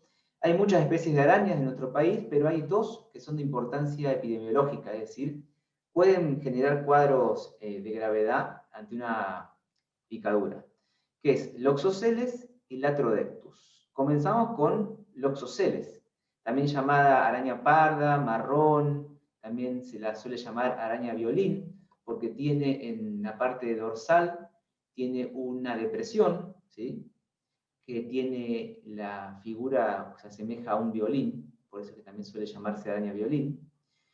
Más o menos mide 15 milímetros, un color grisáceo, marrón, el abdomen es pardo. Si tuviéramos una lupa, si tuviéramos la posibilidad de verla en una lupa, una manera de distinguir esta especie es porque tiene 3 pares de ojos, ¿sí?, en forma de herradura invertida o en forma de U, ¿sí?, que nos permite a nosotros, cuando vienen diferentes tipos de arañas, a veces para que las analicemos, muchas son parecidas a estas, pero no son esta especie. Entonces, a través de los ojos podemos identificarlas. Tiene más bien hábitos nocturnos, es domiciliaria, es decir, la podemos encontrar detrás de los cuadros, la podemos encontrar cercano a nuestras viviendas, en el patio también, pero principalmente adentro. En cajones, por ahí, si tenemos ropa que no movemos por mucho tiempo, suelen ubicarse también ahí, detrás de los muebles, ¿sí? Y teje una tela que se asemeja a un algodón, ¿sí?, que permite capturar a las presas. Y otro aspecto principal también es que escapa la luz. Acá tenemos otra imagen de Loxosceles laeta. Una aproximación acá de que se ven los ojos, los 3 pares de ojos en forma de U, o herradura invertida. Y bueno, Patri va a contar un poco en qué consiste el accidente por Loxosceles. Bueno, la Loxosceles produce un cuadro fundamentalmente cutáneo. El 90% de las lesiones que vemos por Loxosceles son lesiones cutáneas. ¿Por qué? Porque tiene en su veneno una toxina que tiene estas características de producir lesión y destrucción también de tejidos, parecido a como veíamos en la yarará. Se llama fingomielasa, la sustancia tóxica, y en general lo que hace a nivel del sitio de la picadura, que en principio puede pasar desapercibido en forma inmediata, pero que alrededor de los 30 minutos, una hora, puede empezar un dolor de distinta intensidad y que a lo largo del tiempo, de las horas y de varios días, va produciendo una lesión con hinchazón, como si fuera, una pápula, una lesión sobrelevada, que va a ir cambiando de color por alteraciones de la circulación, como con lesiones más violáceas, y rosadas. A veces se pueden ver ampollas a nivel local y esta lesión va a ir evolucionando a lo largo de los días hasta transformarse en una zona necrótica, es decir, una lesión como vemos en la imagen de abajo a la izquierda, como una plaquita necrótica, una cascarita, ¿sí?, que en el transcurso de los días y las semanas se va a desprender y va a generar como una úlcera. Esto es lo habitual. A veces pasó desapercibida la picadura y las personas cuando consultan no saben realmente que fueron picadas por una araña, si es que no la advirtieron o si es que no la vieron. En general, cuando las personas consultan si ya han llegado a esta lesión, es muy tarde para aplicar un tratamiento específico. Si la persona percibió la picadura o pudo ver la araña y demás, y consulta en las primeras horas, ¿sí?, se puede hacer, entre 24 y 36 horas, se puede administrar el suero específico. Si no, con tratamiento local, evoluciona sin complicaciones. Ahora bien, hay un porcentaje de estas picaduras que pueden presentar un cuadro mucho más grave, que es el cuadro cutáneo visceral, que va a ocurrir solamente en el 10% de las personas que tengan esta picadura y que puede manifestarse entre 12 y 24 horas. Y acá vamos a encontrar, además de esta sintomatología que dijimos anteriormente, digamos una pequeña pápula con inflamación local, puede aparecer síntomas generales como fiebre, dolor de cabeza, a veces vómitos, taquicardia, bajón de presión, y puede aparecer un compromiso más grave, que es por destrucción de los glóbulos rojos, se produce anemia, y estos glóbulos rojos lesionados, rotos, van a ir a impactar al riñón y va a producir insuficiencia renal.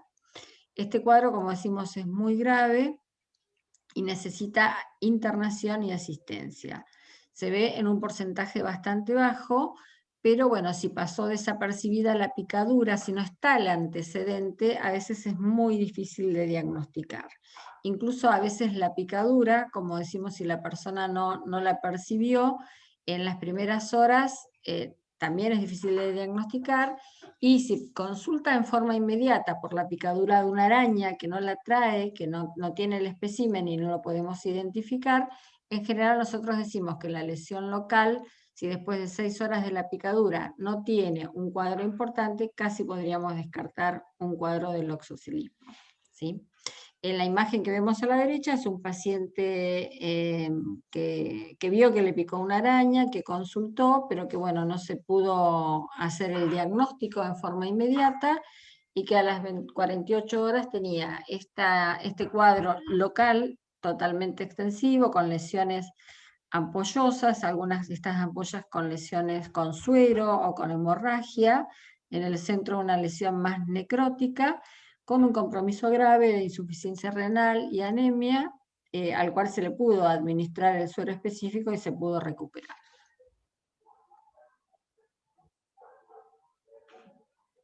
Bien, y la otra especie de interés epidemiológica es la Latrodectus, como les decía, que es la viuda negra, ¿sí?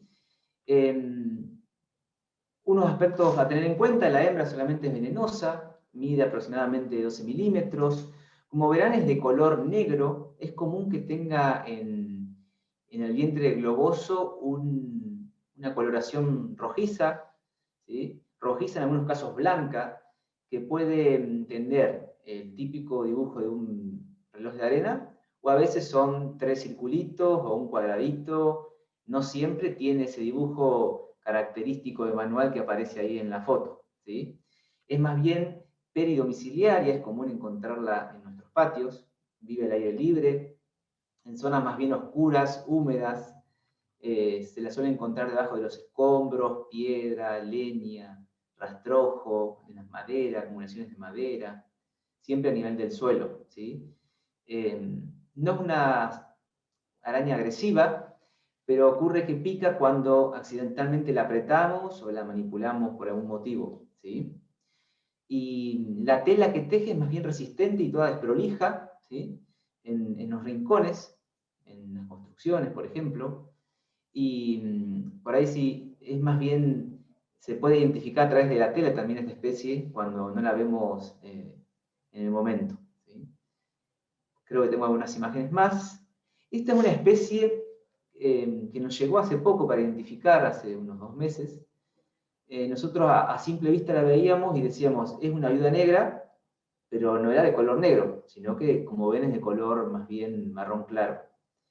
Para lo cual nosotros empezamos a intentar identificarla y diferenciarla de la peligrosa, que es la viuda negra. Y entonces pusimos en la lupa y observamos que la disposición de los ojos era la siguiente: tenía 4 pares de ojo en forma de 2 líneas, ¿sí? 2 líneas rectas, 4 ojos arriba, 4 ojos abajo. Y eso es típico de la viuda negra. Bueno, indagando un poco más de esta especie, descubrimos que es familiar, así que es posible que también encuentren esta en los domicilios o en los patios, que es la Latrodectus geometricus, que tiene un veneno similar, digamos, a la viuda negra, pero no tiene la capacidad de inoculación ni la cantidad de veneno que pueda generar algún cuadro grave por latrodactismo, ¿sí? Acá les muestro una imagen de la típica viuda negra, que a simple vista la morfología externa se la ve igual, la coloración es la que difiere básicamente, pero tiene un vientre globoso, se le puede observar 4 pares de patas, ¿sí? Y es del tamaño aproximadamente de un garbanzo, ¿sí? Para que puedan distinguirla. Bueno, y con respecto al cuadro clínico de la Latrodectus, es totalmente diferente al que mencionábamos antes por Loxoceles, porque acá la sustancia tóxica que tiene un efecto neurotóxico, ¿sí? La sustancia se llama alfa-latotoxina y tiene un efecto neurotóxico, entonces a nivel local nuevamente no vamos a encontrar prácticamente ningún síntoma, más que a veces un dolor que comienza generalmente 20-30 minutos como urente y se va a ir irradiando a todo el resto del miembro. Y el cuadro neurotóxico lo vamos a ir viendo por la presencia de alteraciones como una gran excitación psicomotriz que van a presentar las personas, pupilas dilatadas, contracciones musculares que las podemos ver a nivel del miembro, digamos, a nivel local, pero también a nivel general, por ejemplo, a nivel del abdomen. Estas contracturas musculares a veces pueden interpretarse como un cuadro de abdomen agudo. Puede haber a nivel de la cara edema bipalpebral también pequeño, que esto genera unas fases específicas en los pacientes con este tipo de picaduras. Todo esto acompañado de un cuadro generalizado también de sudoración excesiva, salivación. Puede haber alteraciones cardíacas importantes, sobre todo en pacientes que tengan de base compromiso cardiovascular o sean hipertensos, dolor de pecho importante y hasta sensación de muerte.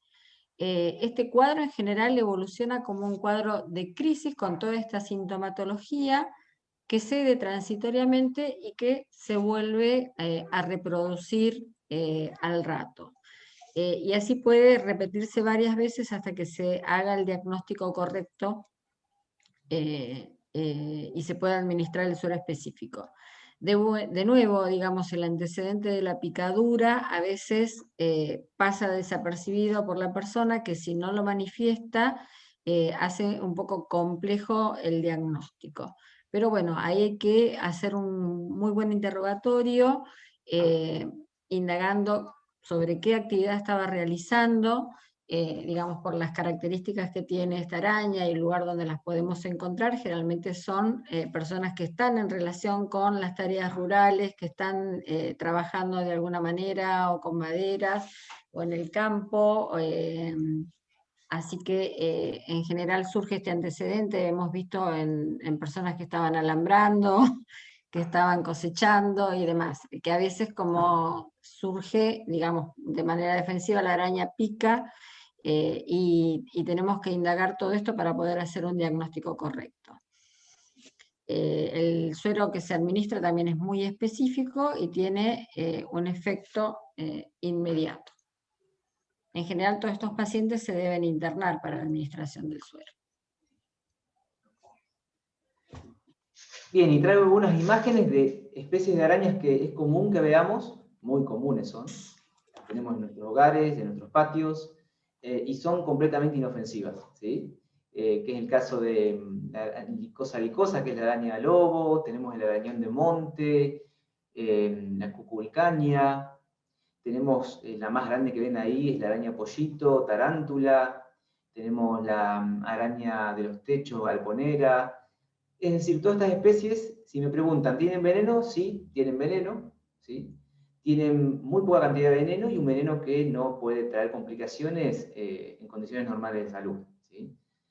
Por ejemplo, la araña pollito, si nosotros la empezamos a manipular, es posible que desprendan unos pelos, ¿sí?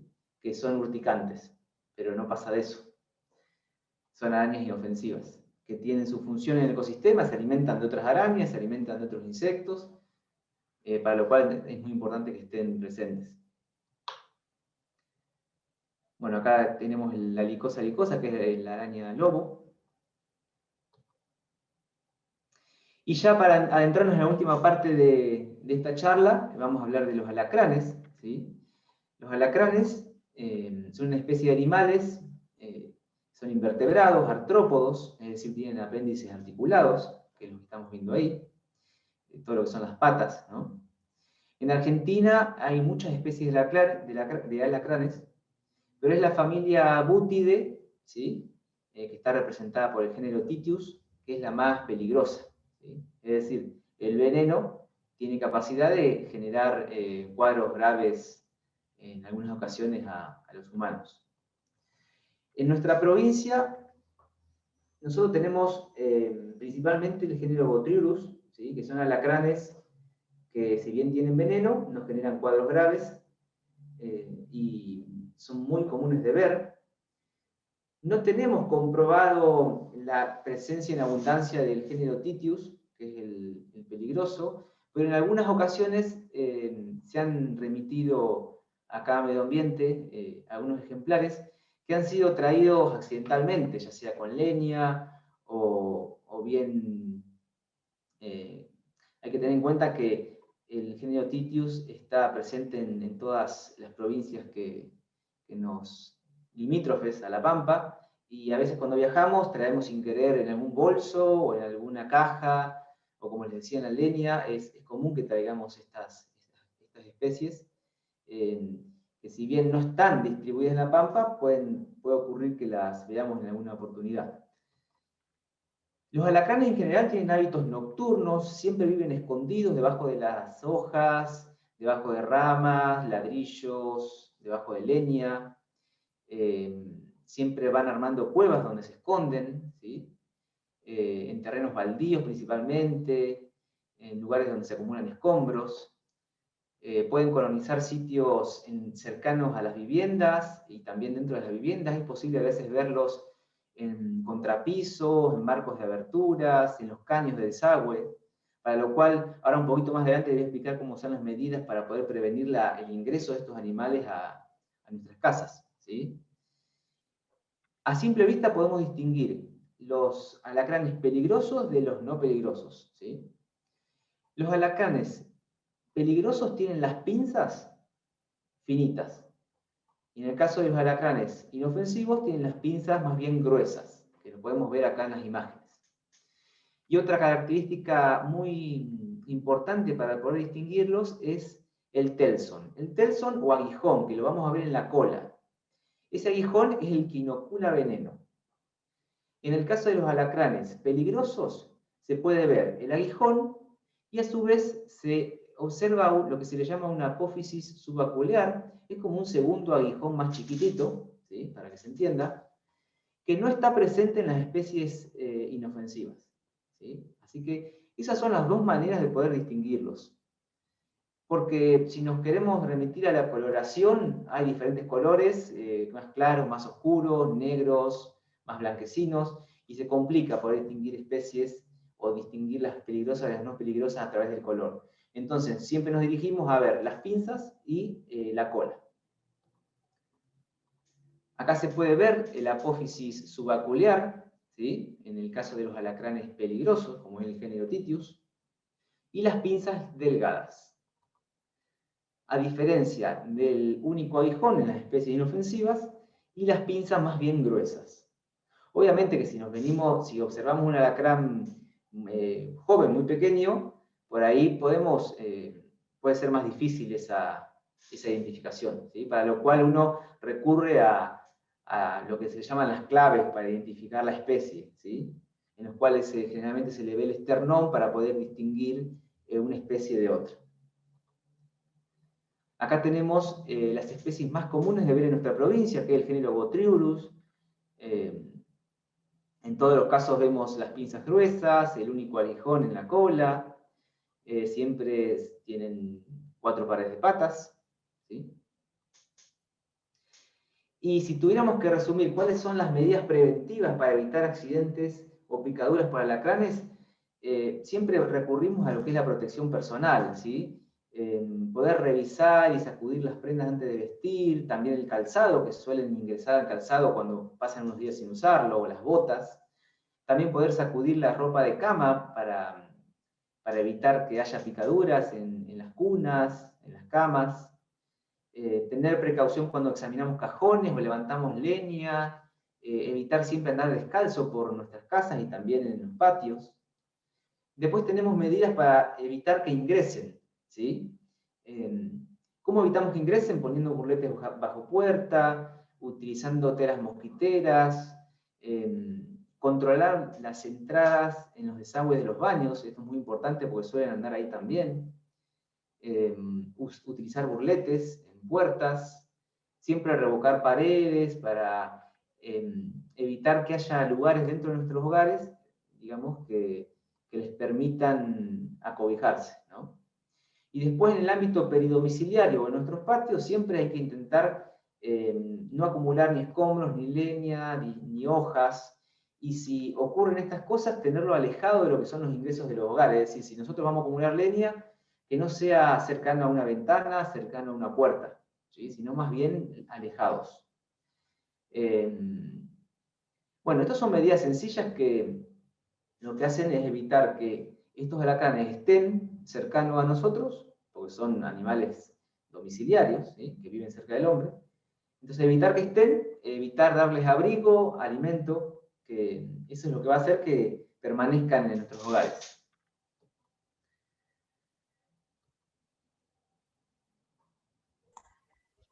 Bueno, y con respecto al cuadro del alacrán, no lo vamos a describir, no tenemos en la provincia este alacrán venenoso.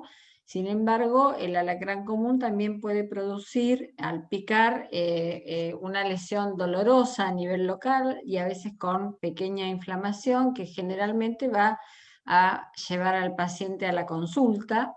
Que siempre esto es más frecuente en épocas cálidas porque es cuando están más activos y los vamos a ver habitualmente. Siempre se recomienda la limpieza de la herida, se va a completar y revisar el esquema de vacunación con la entema antitetánica, todo esto en el centro de salud más cercano. A veces es necesaria la colocación de o un analgésico o un antihistamínico para mejorar el cuadro local. No, como decimos, no tenemos el venenoso, no hay un tratamiento específico que se estemos utilizando. Sin embargo, es muy importante la vigilancia cuando se encuentran algunos de estos especímenes, ya sea en casa, en el patio, en el campo, donde fuera. Es importante que los acerquen al Departamento de Medio Ambiente. Ahí están las recomendaciones de cómo lo tienen que trasladar para que se pueda hacer la identificación de la especie, porque no estamos, digamos, en la zona donde tenemos el venenoso, pero esta situación puede modificarse, ya que es muy común que se puedan trasladar estos especímenes a través de algún viaje, leñas o algún tipo de cargamento. Así que siempre con guantes y con las medidas adecuadas, sin exponerse, sin ponerse en riesgo. Si se puede hacer la captura, llevarla al Departamento de Medio Ambiente para hacer la identificación, ¿sí? Bien, y bueno, esas son las localidades de nuestra provincia que cuentan con los sueros antiponzoñosos específicos que mencionábamos antes, para yarará, para viuda negra, para loxoceles, que están distribuidos de esta manera teniendo en cuenta la gran extensión de nuestra provincia, y la cantidad de sueros que son provistos, estos sueros específicos, por el Instituto Malbrán, donde se elaboran estos biológicos y se distribuyen en todo el país. Es importante mencionarles que el Malbrán nos distribuye la cantidad de sueros de acuerdo a la cantidad de casos que nosotros notificamos, ¿sí? Cada ficha de notificación nosotros debemos colocar la cantidad de suero específico que se administró para poder reponerlo. No tenemos disponible en todos los hospitales justamente porque la cantidad de estos envenenamientos no son muy frecuentes, entonces en la provincia no son tantos, y nosotros, una vez que se hace un diagnóstico, por ejemplo, de un accidente por yarará, se estipula la cantidad de suero a administrar de acuerdo a si el cuadro es leve, moderado o grave, y lo que es importante es que este tratamiento sea administrado todo junto digamos, en un solo hospital. Digamos, la administración del suero de una sola dosis hace que el cuadro revierta más rápido, evitar posibilidades de hipersensibilidad a este suero específico, que es un suero específico pero es heterólogo, ¿sí? Porque está elaborado en equinos, ¿no? Tras la inoculación de las toxinas a los caballos, después se obtiene este suero que es específico pero es heterólogo, y por lo tanto tiene alguna posibilidad de generar algún tipo de reacción alérgica o hasta shock anafiláctico. Por eso la administración siempre tiene que hacerse en un lugar como un hospital con una infraestructura suficiente como para, digamos, no solamente administrar el suero, sino poder también atender la posibilidad de alguna complicación. No sé, Marce, si querés agregar algo de esto. No, espero que no se hayan dormido. Simplemente si van a remitir a un ejemplar, recuerden de que estén los datos de dónde se encontró, si adentro del domicilio, afuera, que la tapa esté con algún agujero para que pueda respirar en el caso de que sea un ejemplar vivo, ¿sí? Siempre teniendo cuidado, como decía la doctora Estrella, en la manipulación, y no, que sepan que pueden enviar y les daremos un informe de qué especie se trata, si es peligrosa o no, y de esa manera que se queden tranquilos. Voy a dejar de compartir. Bueno, súper interesante todo, así que no creo que nadie se haya dormido con esto. Muchas gracias, Patricia y Marcela. Un gusto, gracias a ustedes. Creo que había alguna pregunta. Sí, Nora, no sé si sos vos o hay algún ruido de fondo. A ver, perdón, de silencio un segundito, Nora, a ver si es... Sí, estaba acoplando o haciendo algún ruido extraño, igual, perdón, me tomé el atrevimiento. Si les parece, nos quedan un poquito menos de 10 minutos para las 9, podemos dedicarlo a estas preguntas. Hay varias, la verdad que, bueno, entre todas los mensajes de agradecimiento y felicitaciones, hicieron muchas preguntas que volvían a la parte de identificar las yararás, por ejemplo. No sé si querrían repasar un segundito esa parte. Vi también que Luis estuvo contestando una específica de un suero. No sé si quieren retomar por la parte de la yarará y después volvemos a esta última parte, pero muchas hacen referencia a esto, ¿no? A la diferenciación de las distintas especies. Bien, ¿hay alguna pregunta en particular? O si no, un repaso. Hay tres especies de yarará: la grande, la chica y la yarará ñata. La ñata, a ver, es la más pequeña que podemos llegar a ver, tiene la nariz repingada hacia arriba, tiene como un hociquito, ¿sí? Ese es el detalle más observable. Lo mismo que el vientre, en la parte ventral, en estas tres especies siempre es color blanco, digamos, color claro, ¿sí? A veces ocurre que vemos una falsa yarará y decimos, ¿cómo identificamos? Para nosotros es igual, ¿no? Pero en realidad observamos que la cola termina de manera progresiva, en una falsa yarará, por ejemplo. A diferencia, como les decía, de la yarará verdadera, que la cola termina de forma brusca, es decir, el cuerpo grueso, la cola se afina en un tramo muy pequeño. Y lo que suelen tener las falsas yararás es que si logramos ver alguna parte de la ventral, es de color más rojiza o colorada, ¿sí? Generalmente a veces lo paran la parte de la cola y ahí se puede ver la parte ventral y observamos que es de color más bien colorado. Entonces eso nos permite a simple vista identificarla, ¿sí? La yarará más grande es la yarará grande, Botrus alternatus, que es la que por ahí podemos identificar de manera más fácil cuando vemos los dibujos que forman en la parte dorsal, que es como un tubo de teléfono de los viejos. Bueno, ese es el color y es típico de la yarará grande, a diferencia de la chica que tiene más bien dibujos de trapecio. Lo cierto es que cuando uno está en el campo y la yarará está enrollada y está preparada como para defenderse, es difícil ver estas cosas, ¿sí?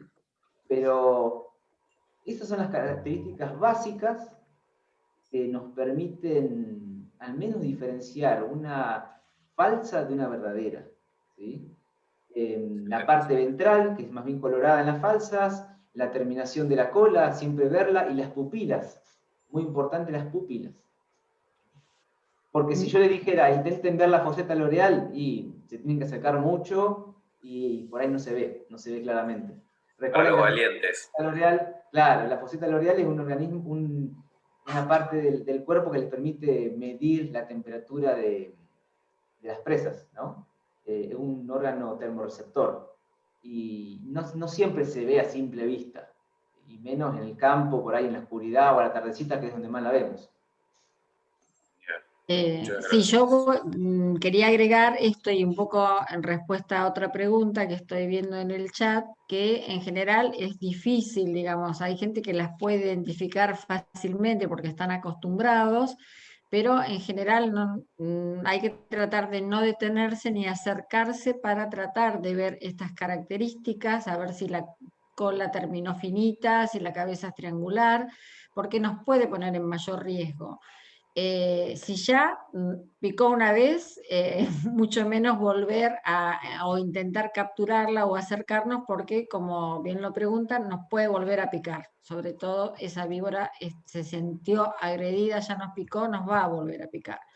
No es necesario que concurran frente a una picadura de víbora con el espécimen a la consulta, ¿sí? Porque nos ha pasado que han vuelto al campo a buscar la cabeza de la víbora. Digamos, en el hospital van a poder identificar, de acuerdo al antecedente de picadura de un ofidio y el cuadro clínico que presenten, van a poder hacer la diferencia entre si es una víbora venenosa o una culebra, porque el cuadro clínico es absolutamente diferente, ¿sí? Entonces no es necesario que se pongan en ese tipo de riesgos, y sí que se acerquen lo antes posible al centro de salud más cercano, donde los van a asistir y los van a trasladar a un lugar más complejo si es que allá no está disponible el suero específico, ¿sí? Genial, clarísimo. Después había quedado una para Noelia que hablaba de, bueno, a qué temperatura, a qué grado más o menos el parásito de la triquinosis muere, creo que habías dicho unos 70 grados de la cocción. Eso por un lado, y después qué droga, qué principio activo debe ser, tiene que tener el antiparasitario para perros. Estimo que siguiendo con lo de la triquinosis. Sí, mayor a 70 grados, el parásito se muere, y lo importante es mantener esa temperatura hasta que el líquido que sale del trozo de carne sea transparente. Eso indica que hasta el centro llegamos con esa temperatura, y no solo en la superficie, ¿no? Que es lo que podemos percibir. Y después el antiparasitario, tal como lo contestó Luis Rades, el praziquantel es el antiparasitario de elección para el control de este parásito, el Echinococcus, en los perros. Ah, perfecto, perdón, ahí ya de las drogas estas no manejo los nombres. También los invitamos, si alguien quiere o levantar la mano o poner en el chat, pedir palabra y preguntarlo, poner la cámara un segundo, también bienvenidos, ¿eh? Ahí hay una que por ahí Sí. Para Patricia, de que en el botiquín del campo tienen suero antiofídico y de cadrón, ¿cuál sería el primero a aplicar en casos de mordedura? Sí, a ver, acá dice de mordedura o de picadura de abejas, es como bastante amplio. A ver, un corticoide en general viene bien para cualquier tipo de picaduras. Para una yarará no nos va a servir mucho. y sabemos que a veces el suero antiofídico que tenemos en salud pública, el producido por el Malbrán, es un suero que requiere cadena de frío, sí, que requiere estar conservado en la heladera, es líquido, pero sabemos que hay disponible un suero, y es bivalente el que tenemos nosotros, o sea que es para yarará solamente. Hay disponible un suero liofilizado, que no lo tenemos disponible de salud pública, pero que se puede comprar, que es un tetravalente, que cubre, además de yarará, también cascabel, que no es el más recomendado, pero sabemos que algunos lo pueden adquirir. Como decíamos antes, como estos sueros son heterólogos, la posibilidad de, por ahí, alguna complicación puede existir, por eso es recomendable que se administre en un lugar que tenga toda la capacidad para atender las reacciones adversas, ¿verdad? Y por un equipo profesional. En general, el tiempo, cuando hay una picadura de yarará, nos va a dar tiempo entre 4 y 6 horas hasta llegar a algunos de los centros que mostramos en la última diapositiva, que es donde cuentan con los sueros específicos, ¿sí? Por lo cual es recomendable las medidas básicas de atención del paciente accidentado, trasladarlo y que en el hospital sea administrado. Salvo que hubiera alguna complicación y que no se pudiera realizar ese traslado en los tiempos establecidos.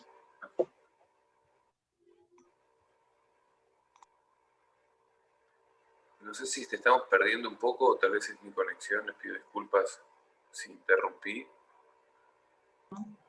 No sé si se escuchó, ¿no se alcanzó a escuchar? ¿Sí? Sí, se escucha bien. Sí, se escucha perfecto. Bien.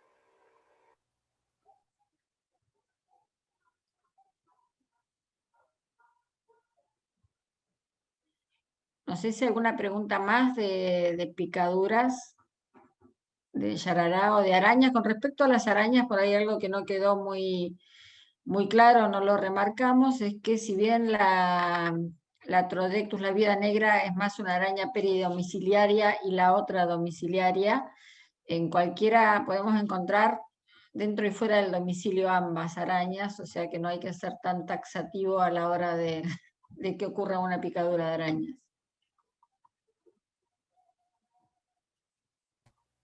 Hay una pregunta que dice cuántos casos por año se dan en la Pampa de picaduras de araña. Sí. Es variable, no son todos los años, pero alrededor de 10, 12 casos, podríamos decir, es un promedio entre ambas, Loxoceles y la Trodectus. Con respecto a la pregunta de si vamos todos al Hospital Lucio Mola, no, esto que decimos, de acuerdo a la localidad que tengan más cercana y que cuente con los sueros específicos. En general, la consulta la deben hacer en el lugar más cercano, y si ese lugar no cuenta con el suero específico, los van a trasladar desde el hospital.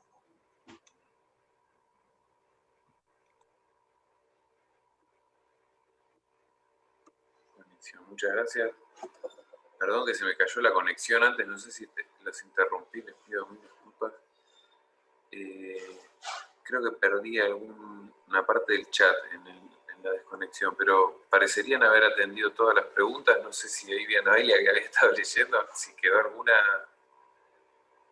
alguna más sin contestar. Yo creo que en general están todas contestadas. Excelente, perfecto. Ahí preguntaban algo de los ejemplares más chicos, si son los que más veneno inyectan. No sé si la dijeron, no sé si es así. Veo que asienten acá los expertos.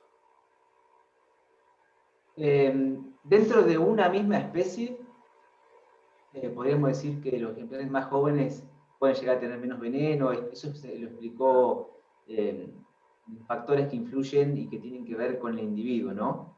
Los ejemplares más jóvenes pueden llegar a inyectar un poco menos que los ejemplares más grandes, ¿sí? Sí. Pero siempre es más correcto pensar que los ejemplares más jóvenes inyectan menos veneno. Bueno, excelente. No sé si Nora querías decir algunas palabras o Luis tal vez acotar algo más que vi ahí que estuviste hablando en el chat. Y si les parece ya. a los disertantes, que la verdad que ha sido muy instructiva la charla.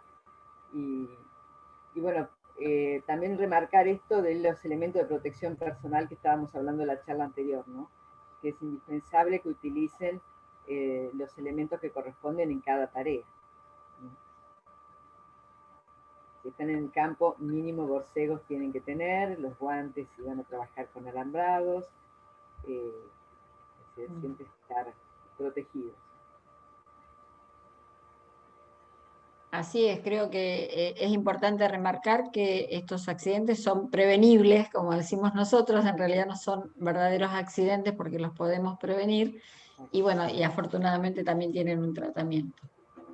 Sí, quiero agregarle también lo que decía Nora, no solamente el tema de los alambrados, sino quizás a veces en tareas que no hacen específicamente al trabajo real, pero es el acarrear leña, juntar leña o preparar algo de eso, es o borceguíes o botas de goma y los guantes de cuero, justamente para tratar de prevenir. O sea que el guante tiene que ser tanto el de látex, como habíamos hablado en charlas anteriores, como ahora los guantes de seguridad de cuero, como digamos, algo que debe estar permanentemente disponible para prevenir, como decía en este caso Patricia, de prevenir este tipo de lesiones, ¿no?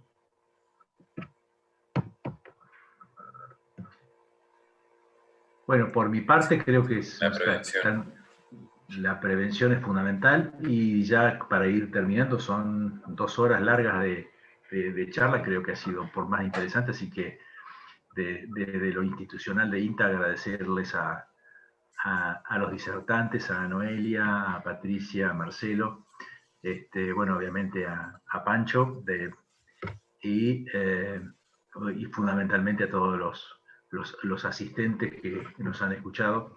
Así que bueno, será agradecerles, darles las buenas noches, cuidarse, y será hasta la próxima capacitación. Es el día mayo, tenemos el 13 de mayo. 13 de mayo. 13 de mayo, exactamente. Encuentro que va a estar disertando vos, Luis. Así que... Voy a estar yo disertando, exactamente, voy a ser único orador. Bueno, me van a tener voy que a mandar también un saludo acá a varios que tenemos nosotros, colaboradoras de Guatre, trabajando para Renatre, y bueno, veo que hay varias de las compañeras conectadas, así que agradecerle. También el responsable de Renatre de Castex, que estaba Eduardo Giraudo, también está presente, y bueno, y a todos los asistentes que nos han venido acompañando. Así que bueno, será entonces hasta el próximo encuentro. Un saludo para todos ustedes y buenas noches y muchísimas gracias. Buenas noches y muchas gracias por permitirnos llevar el mensaje de prevención. No, gracias a ustedes por su tiempo y por su disponibilidad. Y ahora que lo veo acá justo frente a mí, a Víctor Dopazo de Entre Ríos, un abrazo. Fiel seguidor. Sí, fiel. Vos sabés que tengo que reconocer públicamente, hace muchos años atrás hacíamos también jornadas de capacitación en distintos lugares de la provincia, y Víctor venía con todo el personal del campo a las charlas, así que nos conocemos de hace más de 20 años, o más todavía. Así que bueno, un abrazo fraternal desde La Pampa a los entrerrianos desde acá. Un abrazo. Bueno, un saludo a todos, gracias. Buenas tardes. Gracias a todos. Hasta la próxima. Chao. Bueno, y también el apoyo que hizo recién, que hizo de anfitrión. Pablo, gracias. A Pablo, sí, que importante. Un placer, un placer. Bueno, gente, hasta la próxima.